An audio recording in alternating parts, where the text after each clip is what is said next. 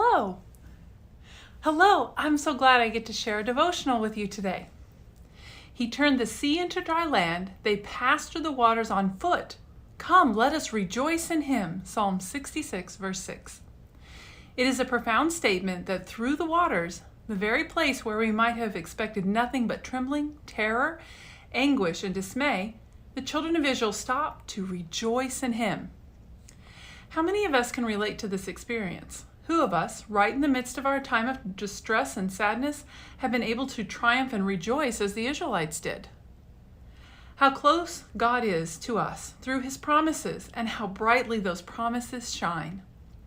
Yet during times of prosperity, we lose sight of their brilliance.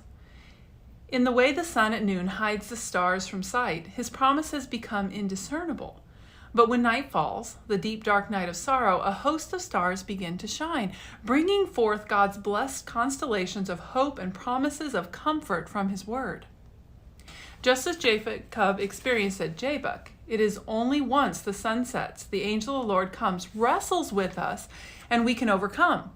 It was at night, at twilight, Exodus 30, verse 8, that Aaron lit the sanctuary lamps.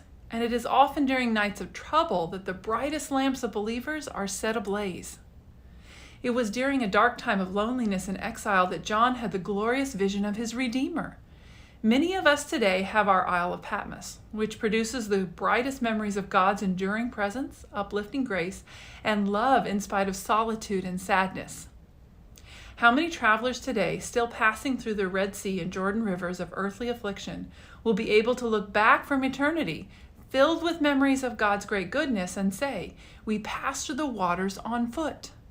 And yet, even in those dark experiences with waves surging all around, we stopped and said, let us rejoice in him. There, I will give her back her vineyards, and will make the valley of Achor a door of hope. There she will sing, Hosea 2, verse 15. If you're going through your valley right now, may God allow you to say, let us rejoice in him, even where I am right now. Thank you for joining me for our devotional today.